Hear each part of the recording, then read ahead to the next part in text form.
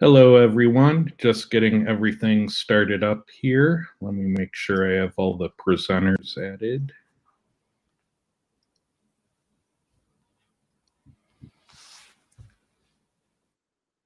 Yes. There's Lauren. Hey, Clint. How are you today? Good. How are you? Oh, excited. I launched 2 new tests. I got like 4 more to go. Ooh, nice. I'll be dropping probably all 4 of them in IMG as well. I'm doing them for SIA, but it's kind of, there's like some cool things that I'm figuring out and want to save some people some money. And so I'll drop those tests in the premium section as well. Nice. Great. Thanks. I essentially going to be breaking everyone's heart. Your drive stacks, they're useless right now.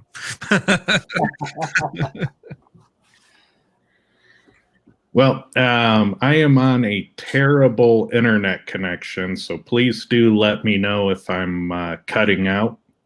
And if it gets bad enough, you might have to take over. So I'm currently out by the ocean where internet is not good. Ted, you do appear to be frozen in a jacket in front of a tapestry. Yeah. Yes. So that's in Armenia. That's at a handmade carpet factory that I was touring. See, I would have made up a much cooler story. We're at the beach and it's cold here and I'm getting ready to go out. You going to Ocean Shores or you're chilling around just the regular coast? We're at Westport. Okay. Nice. So out by Aberdeen, famous for being the birthplace of Kurt Cobain. All right, so let me go ahead and share my presentation. Here we go. Look at that guy. And let's see how this works. All right, can you guys see my slides? Yep. Awesome. So thank you again, everyone, for joining us for episode 74. Today's topic is going to be Google's list of not factors. So I'm glad Lee is here because I know he can chime in on a lot of these. But yeah, I thought it was cool that there was a list of things that were cited from Google as not being factors. And I thought it would be cool to talk about that list. But first, what can we find out about SEO this week? I heard rumors that it didn't happen. Is that true? Yeah, there was no way I was going to do a live show during that madness of Google's update. So I just sat back and I just let everyone go nuts and kind of ignored it. So, but next Monday we will be there for sure doing a show on reciprocal linking. There's some new schema news that's out, and I was actually going to address that same, I guess, the topic we're going to talk about today, and some of the tests that Kyle in SIA debunked half of that list quite some time ago, and then I know that the IMG folks will probably be testing and re-verifying that list is full of crap. So we'll see. Nice, yeah. You know, the interesting thing to me is there's obviously an accuracy of information problem with Google, and going through this list kind of like highlights a lot of those different cases of accuracy issues, why they're inaccurate or how they become inaccurate over time. And so I think it's a cool topic. I think it might also indicate the talking heads and what they're actually doing in their SEO, so that then they say, oh no, you don't need to do that, you don't need to do this, because they're successful or claim to be successful in their ranking without using X, Y, and Z. So clearly X, Y, and Z aren't a factor versus a intentional there's information campaign. You know what I mean? Yeah, and there are different kinds of bias. Like we're used to in our testing dealing with sample bias, but there's also this concept of situation bias where you're right, the enterprise SEOs that have a PR 7 plus, historically website don't need to care about different things, so they don't do them and they're not part of their playbook, so obviously they're not a factor. That would be like a situation bias. And so yeah, we'll get into some of those. And if you haven't heard, in the IMG community, there is a member named Dre DeVera, and he has started a new YouTube show on SEO, and he's doing interviews and news and things of that nature. And we want to support his effort. I think the production quality of his show is very high. And what I would like the community to do is to go check it out, give it an honest try, and let them know what you'd like to see, what topics you want covered, what guests you want to hear from, what you like, what you don't like. So we should rally around people who create content for SEO because A, it's a labor of love. The money in creating SEO content on YouTube is like zero. So the people out there creating content for us on YouTube, they're doing this as a charity. It's a side hobby, and we should support it because we want SEO content. It makes our lives better. It makes our jobs easier. It helps share information about what's working, what's not working.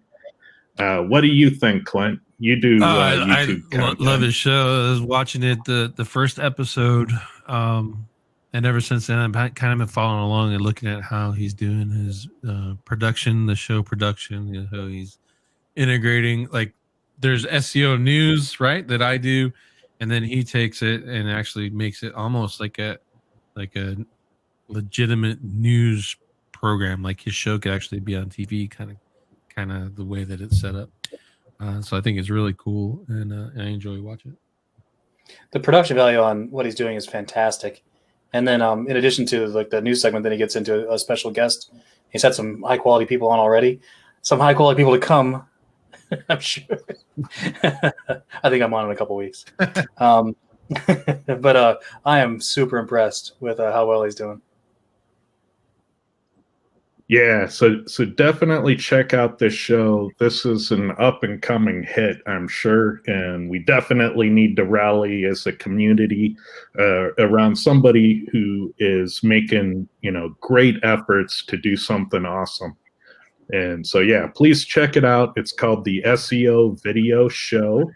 I believe the domain to get to his channel is youtube.seo.video, but you can also just go to YouTube and search for SEO Video Show, and that'll also get you there.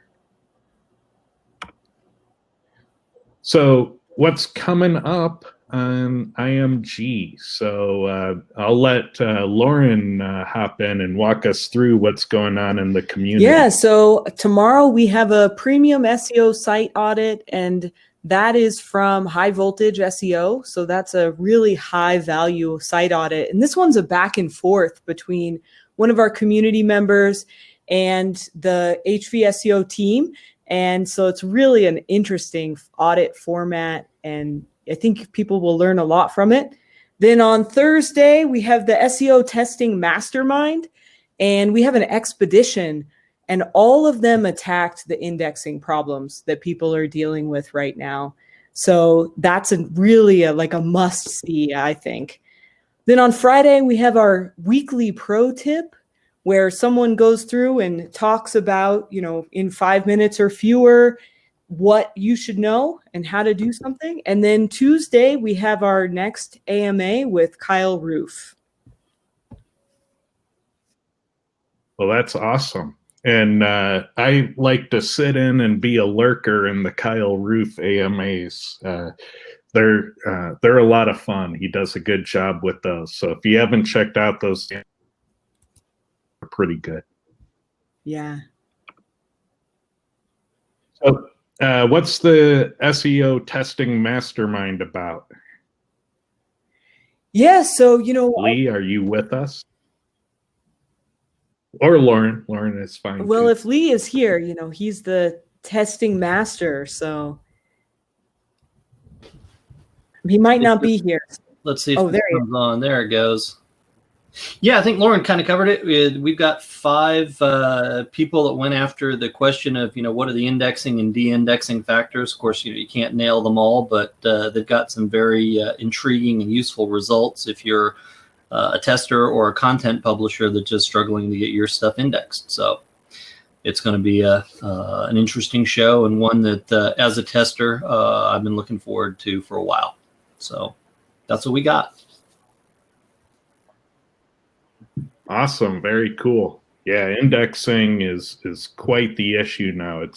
It's very fundamental, so a lot of people don't view it as like really important, but it's kind of so fundamental. It's one of the most important aspects of SEO. And so it's one of those cases where if you really want to get into the core fundamentals of SEO, indexing is step one in my book, and it's so foundational to everything else you do. And it's been a pain since January, so it's been a long time we've been dealing with this, and now we're starting to get some answers. So, okay. Nice. Yeah, I'm looking forward to this. All right, so Google's list of not factors. So we're going to stay on this slide for quite a while. I didn't want to break it into 20 slides, so we'll just kind of run down this list and talk about this as a group. In that first bullet, we'll read them off if you can't read them on your screen or device. The first one that is not a factor according to Google is the Search Quality Raters guidelines.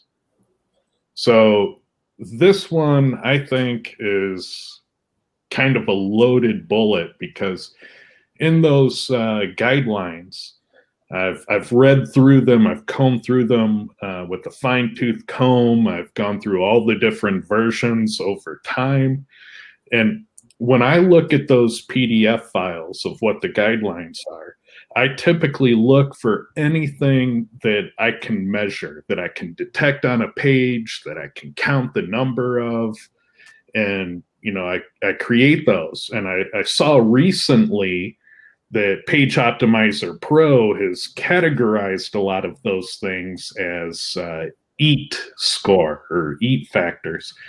And they tend to include a lot of things like author information and trust signals and things of that nature. But a lot of what's in there correlates with rankings. And a lot of what's in there has had improvement for people where when they implement these things, they see ranking improvements. So I think to say that the guidelines are not a factor is kind of an untrue statement. They may not be intended as a factor, but it appears that many of the things they touch on that are measurable do help you rank. So Kyle, what do you think? Because I know that you've assembled collections of these EAT factors. What do you think about the that? first thing is what's the source on that? Who said that, or where was that said? If you recall. Let me click that. So I believe all of these sources are Google in some form or another. And we've heard Google say that the quality raters guidelines are not direct ranking factors. Like that's not a new statement. But I'm reminded that John Mueller said something along the lines of the quality rater guidelines are not factors, but we hope our factors align with the quality rater guidelines or something like that. Which is the silliest thing I've ever heard. It's like, well, these aren't factors, but if you do these things, you're going to rank better. It's kind of almost basically what that sounds like. Yeah, exactly.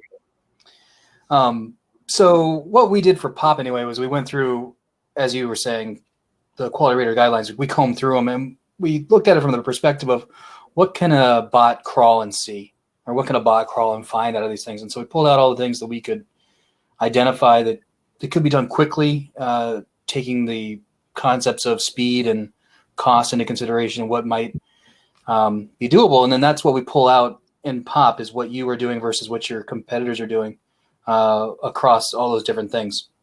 Really just to pull out, like, are you in line for your keyword or your niche with what the top competitors are doing? Often what I tell people at a minimum, I think, is that if it doesn't help you rank, it'll help you from getting slapped. If Google does another medic type update, or where they're looking for some sort of trust signals or authority or what have you, if you're in line with all of those things, or in line with where the niche is at, you're probably safe. And so you work so hard to get the rankings, make sure you're doing something to keep them, is kind of at a minimum my mindset.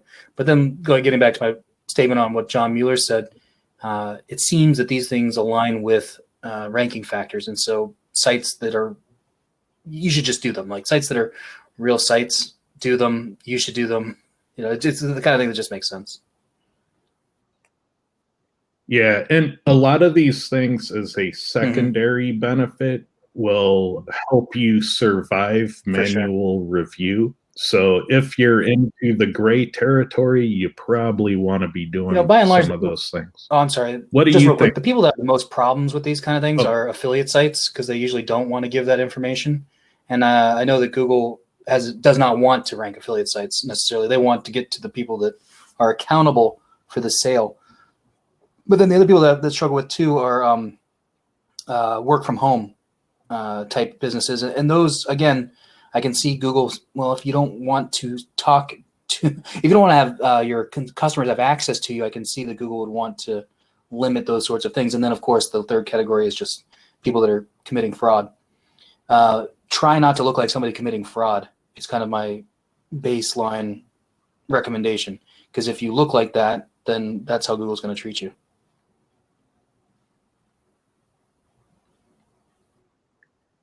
What do you think, Clint? I've always gone into the lines of the quality rater guidelines were for their human reviewers to go out, and then there are probably some checklists that those guys and gals have. And the data that comes back off of those checklists is turned into an algorithm in one way or another, so that they can move their human resources, either A, to get rid of them, or to move them on to a different thing. So I think there's probably a half truth inside of there, as they update those and move things around, et cetera, and kind of guide you to what they're looking at and what they can get the math to measure websites with in the long run. So I would kind of call that one a half truth. Yep. All right, so we'll move on to Google Ads. Pay-per-click is an interesting one to me, because we do see the various pay-per-click things like ad spend correlating with rankings. But often what I think is happening is that there's sample bias in the data, that websites that have massive advertising budgets also tend to rank well organically. And so I think there's some sample bias that if you're using a service like SEMrush or SpyFu that's going out and measuring the ads out there, that the people with the biggest ad budgets tend to rank well. It's not necessarily a signal that says if you run ads, your rankings will improve. So maybe we'll bring Lee on to chime in about what the possible problems of this factor might be. Well, there can be a few on this one, but the one of the things that I see where it's also hard to measure is because we know through research that if you have multiple listings on a page, you get clicks sometimes on more than one. So there's a familiarity effect. So it's possible that when people see your ad, whether they click it or not, and they bypass it, it makes them more likely to click on your result, whether it's further down on page 1 or page 2, which gives you a bump in the rankings. So that's one possible explanation for it. But there are, it's hard to cleanly test this. but that would be my suspicion, is that it's more of an indirect CTR play rather than a direct ranking factor.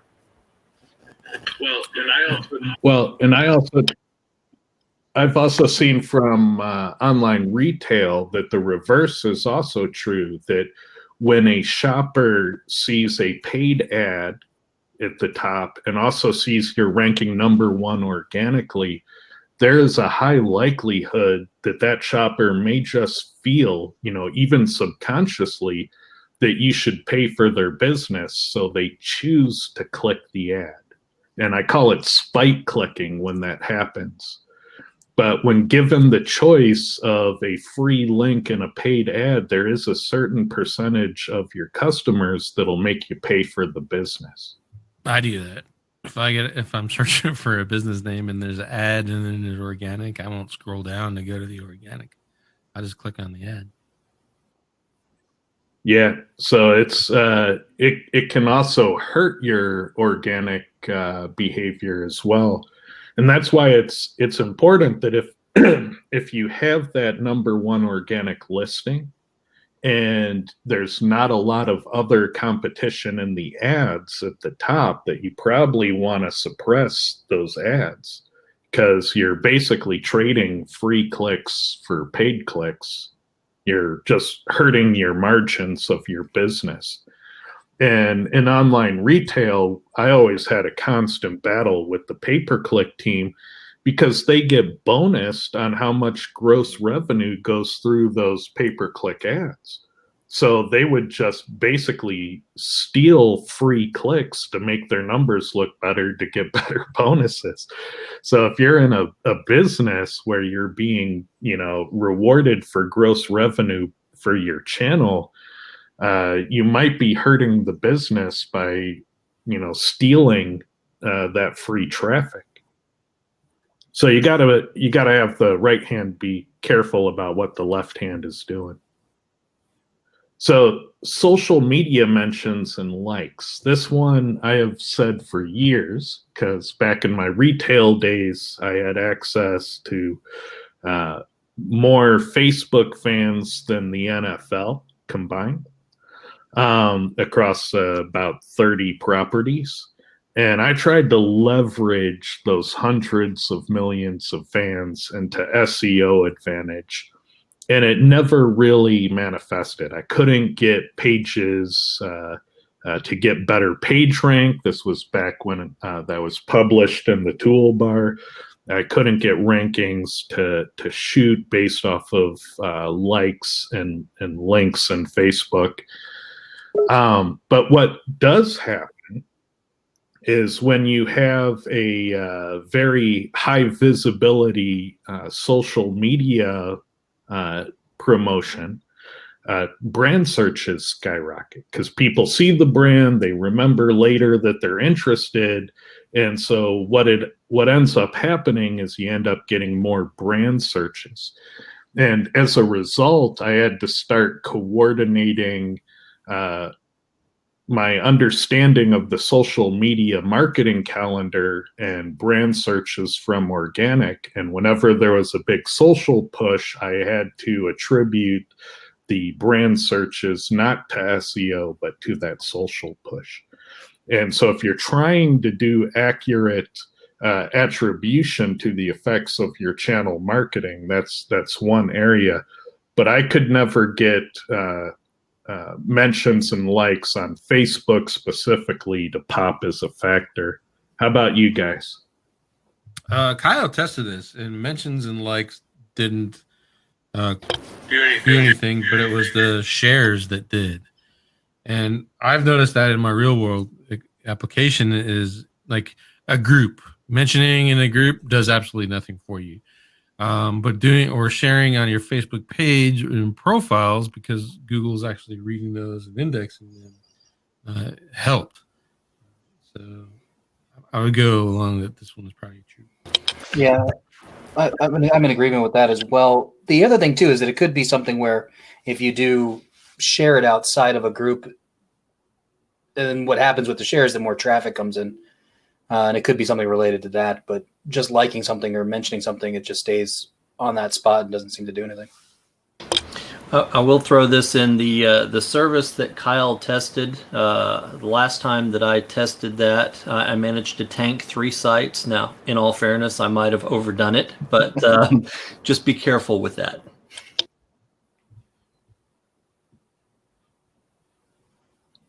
All right, so click-through rate. This one we have seen in testing where people would crowdsource the clicks. So we've seen numerous studies where crowdsourcing click-through rate has moved the needle.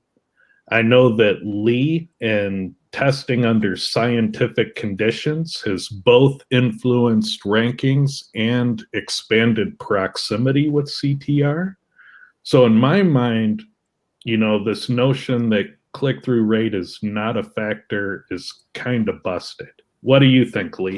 Yeah, it's true. The historical where people used to do the crowd search, a lot of those things have been replaced by bots. So those particular methods aren't working well or at all anymore. And it also depends on the type of clicking. It works well with local, less well with just general organic, but it's still influential. It's just not a huge factor. But yeah, it's this one's been busted so many different ways and over the months that I think you can probably move on from this one. Yeah, and is there some truth to the notion that not all click-through rate is equal? There's a specific way it works, and there are a lot of common ways. Oh, it for doesn't. sure. There's a lot of services out there, and one of my most favorite negative SEO services is crowdsearch.me.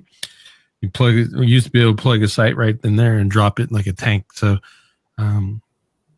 Google is, as you said before, Google are the masters at click-through CTR manipulation because they have to be for their ad stuff, and they catch on to that stuff really quick. So you got to be careful with this one. And weaponized factors where you can tank a website is proof that it is a factor. We're not saying that it's overtly positive or overtly negative, but that it has in the past or currently affects rankings.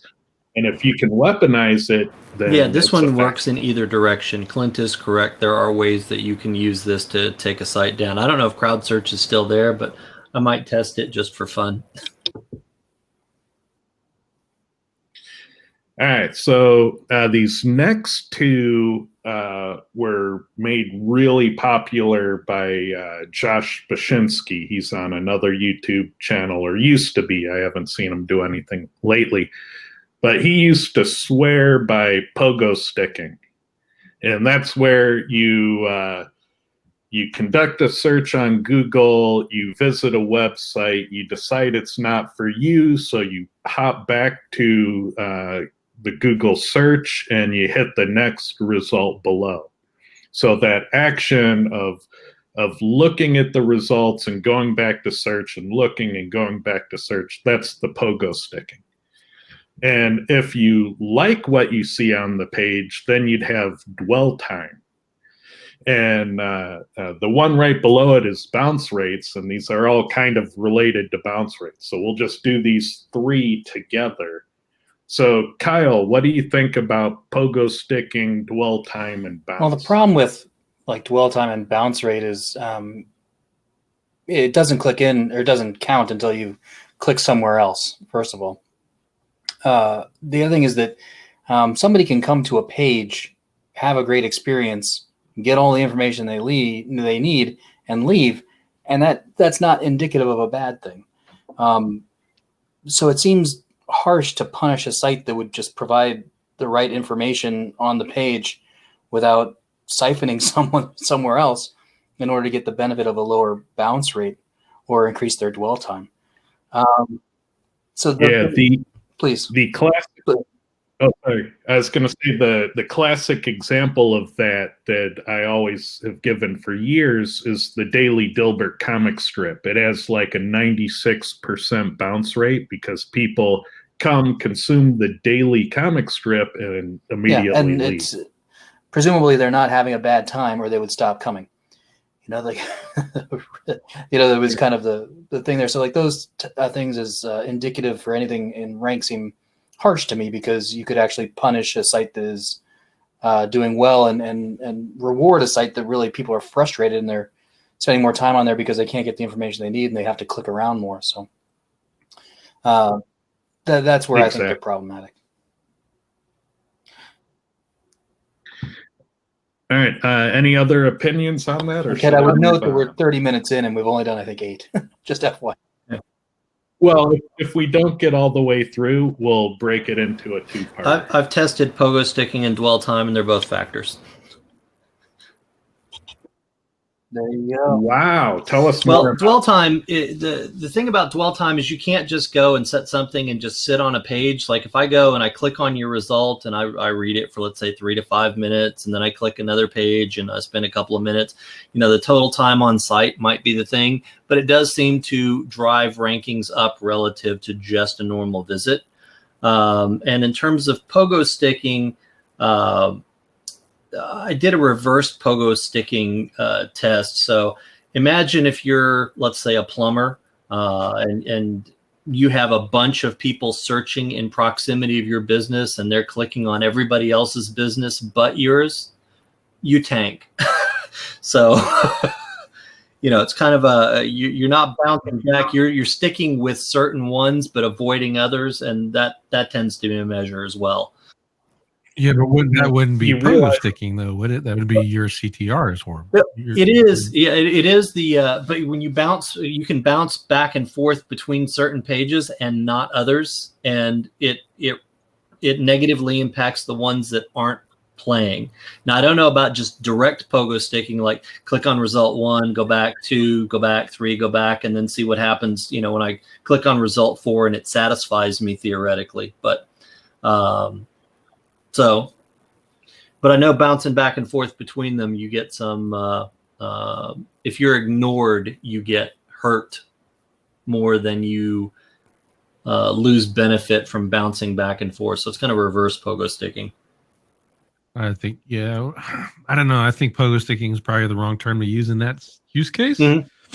I think you're dealing with more of a search quality type of thing, and Google's looking at the CTR for all of those listings, seeing that yours is just not getting clicked, it sucks, and they're like, all right, let's put something else in there. Yeah, and thus reducing your income. Fair enough. Yes. You have to make up a new term for that one, Lee. Cool. All right. Well, that just blew my mind with the possibilities there. There's so much to unpack and test. I'm excited about that. Let's see. User engagement data on your web pages. So let's first figure out what that is. User engagement data. So I think what they're alluding to here is duplicated as another bullet like Google Analytics. But there's another possibility for this, that they might be talking about the safe search and Google's ability to monitor what you're doing in Chrome. There's the possibility that they're talking about the events being triggered in Google Analytics. What do you guys think this is, and do you think it's a factor? My guess is, based off of how they're presenting Core Web Vitals, and if you've sat on any of those, when they launched that, they had that whole day-long series of talks.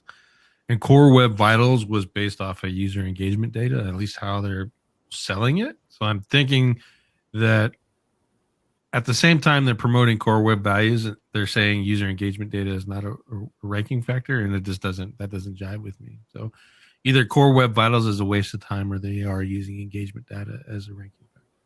Now, how are they measuring that? Yeah. Probably it have to be through Chrome, right? And then maybe the data that they're pulling out of analytics, I would think. This is the only way I can see doing it.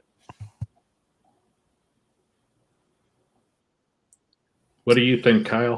Yeah, I'm trying to remember. Didn't just a couple weeks ago those documents from Congress were unsealed, and I think Rand was pointing out that they talk about that user data is included as a ranking factor, as are clicks. in those release documents. I haven't gone through myself. I've only read the Twitter thread that was sent to me. So on Yeah. on that What Kyle, I was going to say what Kyle is referring to there is documents that are the testimony from congressional hearings with Google. What did Google say during that testimony? And you know, some of what Rand, I went and read through that testimony. Some of what Rand was talking about was spot on, and it was quoted directly in the testimony. But some of the things that Rand was talking about was kind of inferred. Well, if they meant this, then this would be true too.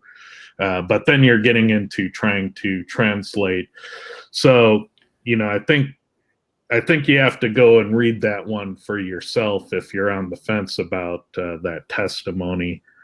And then there's the whole problem of the left hand at Google doesn't know what the right hand is doing. So even though the person believes their testimony is true, is it factually the case when you measure the data and run the test? the thing is, like, user behavior certainly is a ranking factor because you get personalized results.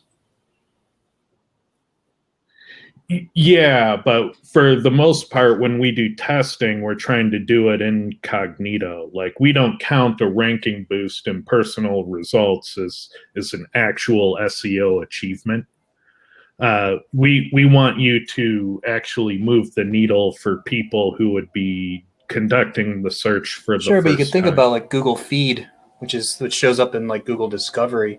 If you could figure out the way to get that influence so that you can get somebody to do particular types of searches and then get your site to show for those searches in the feed, you know, that is all based on user behavior and has nothing to do with that direct search. And that would essentially be a ranking factor to get your site to show. And if I were Google, I would be interested in how many websites are modified as a result of personal search. So there is a possibility that they have those dimensions of analytics that we don't have access to. A whole untapped branch of SEO right there. Yes. So if we were going to test that, then we would all of a sudden need thousands of phone verified Google accounts. That would be a big endeavor.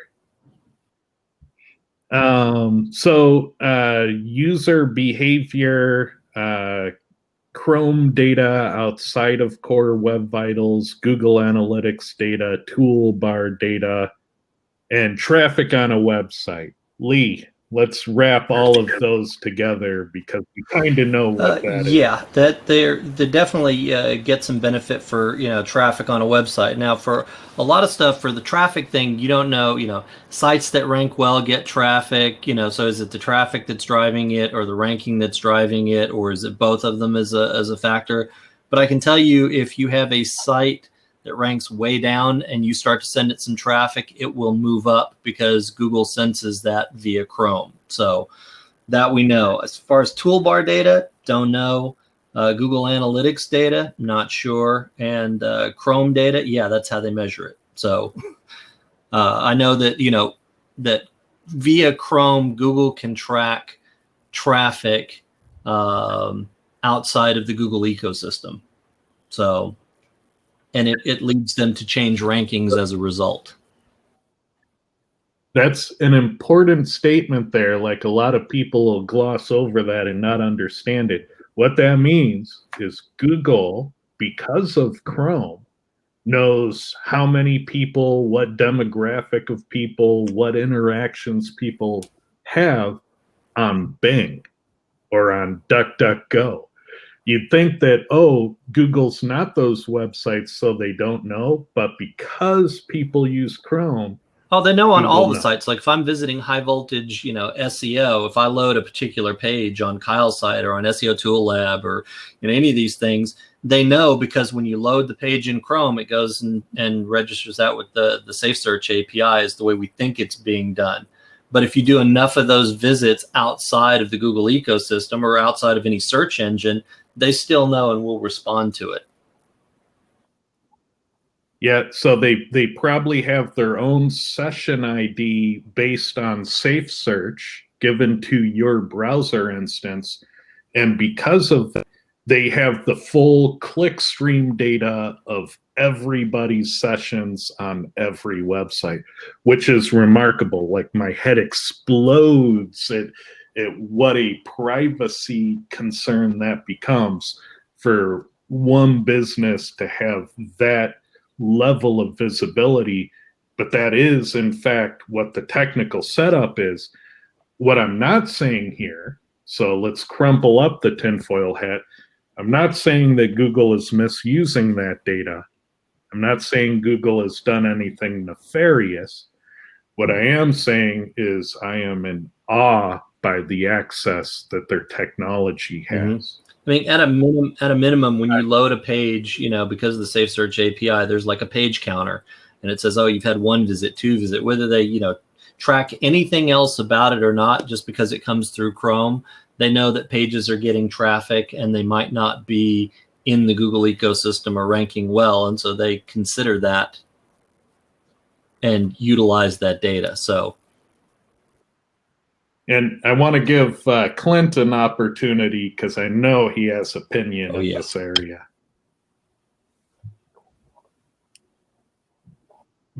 Or do you not, Clint? In this case, I don't. Did we lose Clint? All right. Well, Clint probably has a strong opinion in this area, but I think we might have temporarily lost him. So keep in mind there's another side to this particular talking point, and we haven't shared that other side. So EAT. This is kind of a throwback to the Quality Raters guidelines, but I would like to give Kyle an opportunity to talk about the measurable things he has in his EAT score and Page Optimizer Pro, because the interesting thing about Kyle's list of EAT score factors is they're largely A&T of EAT, their authority and trust. I have always challenged the public to tell me how to measure expertise.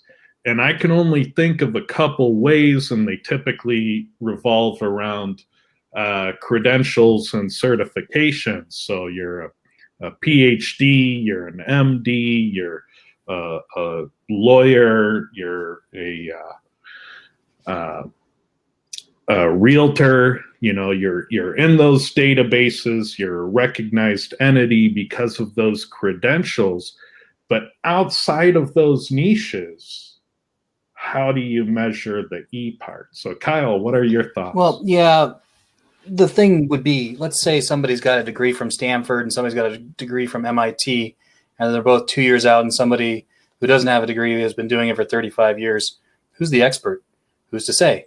There's no way that you can make that determination by a bot crawling a website and trying to balance that. It's not the kind of thing that I think Google would want to get into, and it really just makes no sense anyway. Measuring expertise in any way, shape, or form just becomes ludicrous when you think about it for a second.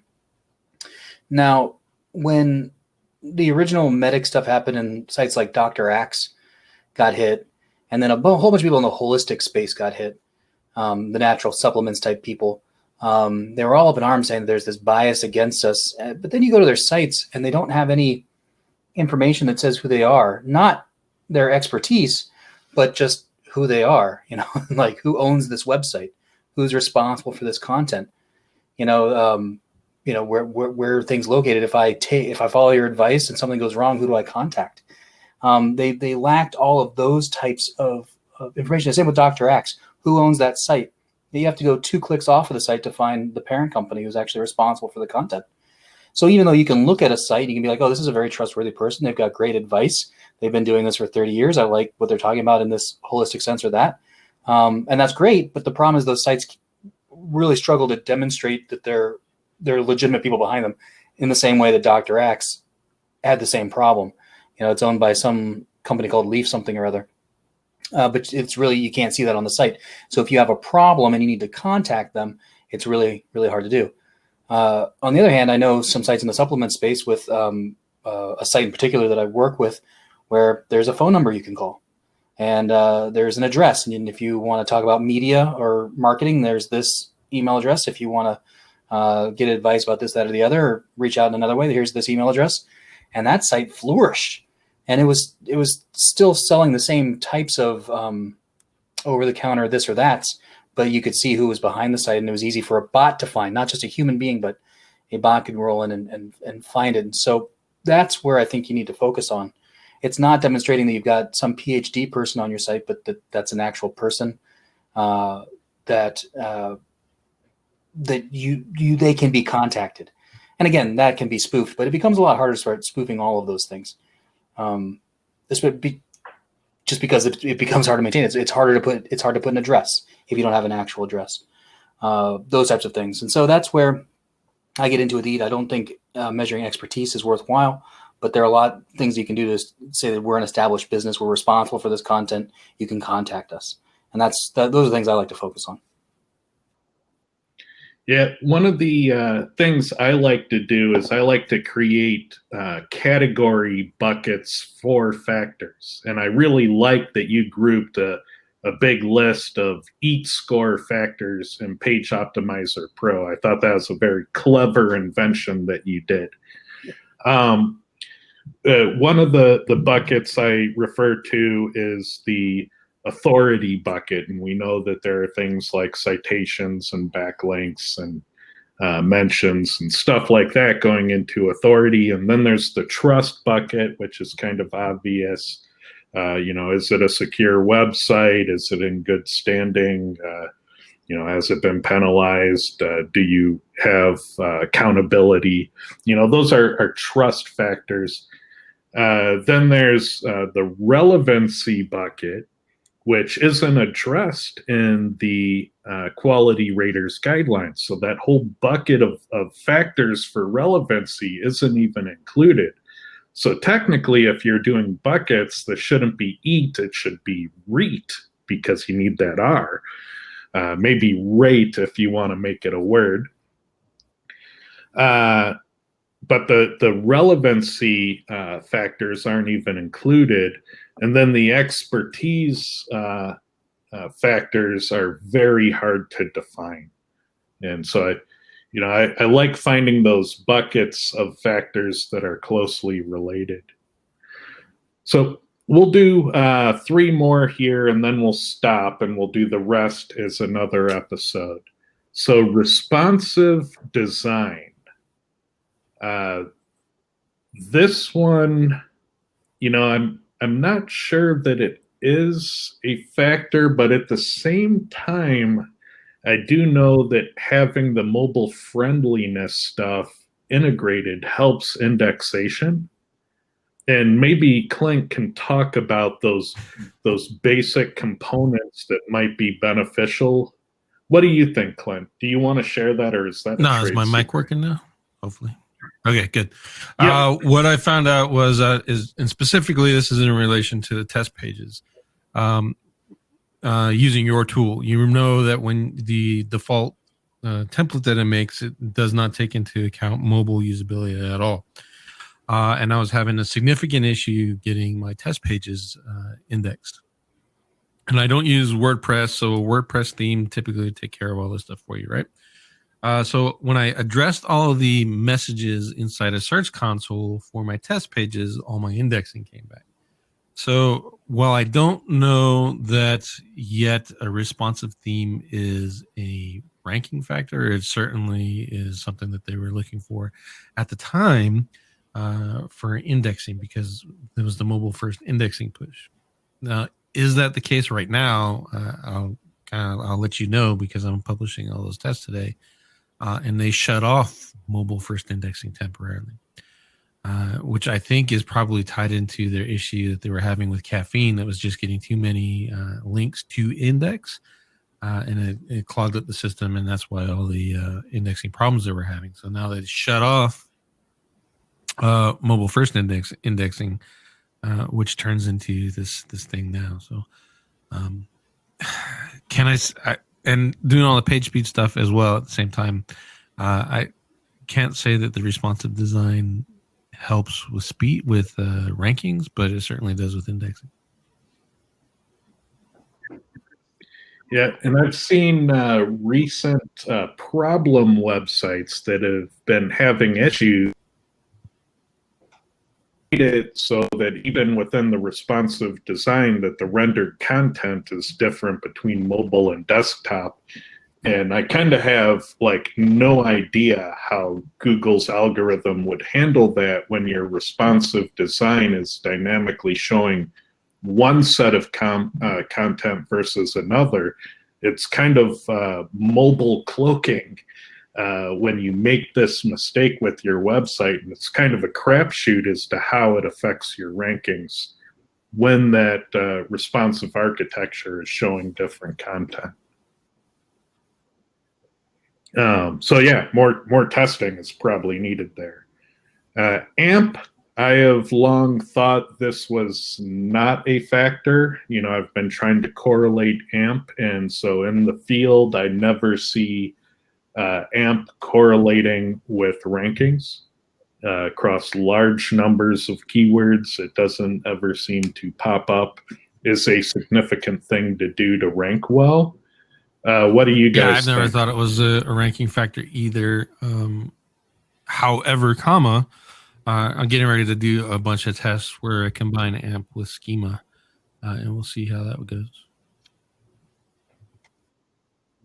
What do you think, Kyle? I'm sorry, Ted. Just so you know, like I think sometimes people can hear some people, not others. I think is the problem that we're having. Is that a I'm breaking No. up type Like of I think issue? within Remo there's a bug where like I can't hear Clint at all or Lauren, for example. I think some people can't hear Okay. me. So if you're having the Remo bug, refreshing the page usually fix it. If you feel like you've missed important information, it usually does appear on the YouTube side of things. So if you miss some stuff, you know, and you're in Remo, try refreshing the page. If you want to find out what you missed, just watch the replay on YouTube. The question was AMP. Do you think it's a factor? It seems if you want to get to the news, it's something you should do, or at least consider. But otherwise, since it's come out, I don't think it's been that big of a thing, and I don't think it's ever been all that valuable for just the regular website. Yeah, if you don't know what AMP is, it's kind of an overly complicated CDN. So you use special markup in your HTML that Google can detect. And if you do, then Google will copy your content onto Google's servers and Google will host it and present it. And it seems that a lot of people feel it's really bad for image SEO. So there may be some ins and outs to using it. It does speed up the presentation of your content. So if user experience matters more to you, it may be a beneficial thing. Google may favor news. It may be more of a factor in news search than it is in organic web search. I just don't know because I don't test the news search algorithm. So I don't know, but it's a possibility. So, you know, this is the first one on the list where I feel we kind of get a strong consensus of agreeing with Google that it's not a factor. Content accuracy. So I guess this is the truthfulness of what you're stating. It's kind of hard for Google to be the arbiter of truth. So I'd be inclined to think that truthfulness probably isn't a factor yet. Seems complicated. What do you think, Lee? I can't see this, working. There's too many, in terms of like misinformation, malinformation, just errors. And then of course there's a lot of the testing that's done and, lorem ipsum and random alpha. How do you know if these gibberish words are accurate or not? So I can't see any way that you could have this be a factor.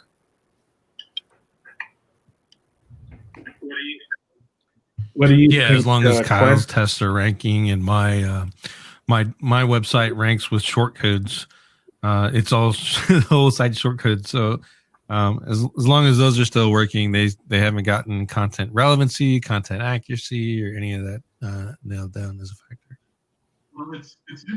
Well, it's interesting because we all know that you can rank without honesty. Like you can do the lorem ipsum and not even have your words be words. But it's an interesting thing. Like I don't think I've ever run a test where I've challenged the ranking ability of blatant lies and blatant. It'd be pretty easy if you leverage the new fact check schema and just go out there and find some stuff and call a bunch of people liars with the fact check schema. Or just get obvious dates. Find dates that Google knows inside and out and get them wrong on your web page. Is that a factor? It would be an interesting test. I honestly have not tested truthiness as a factor. So that would be an interesting one to see done. I suspect it's not a factor, but it would be interesting, if you put a bunch of obvious misinformations, these wars ended on the wrong year, and these people were born on obviously not their birth dates, and see what that does, if anything. So with that, I guess I'll stop sharing. Please do remember to subscribe. And are there any questions? I'm on a single screen laptop, so if somebody could let me know if there are any questions. YouTube, and I don't see anything. One for Lee from Chris Palmer. Does session matter?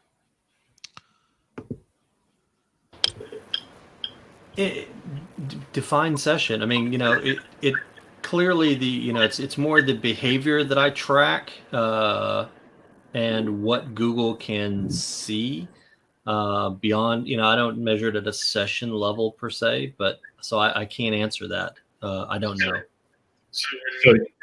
So when you did CTR, you weren't using phone verified Google accounts, not. Were you? Absolutely not.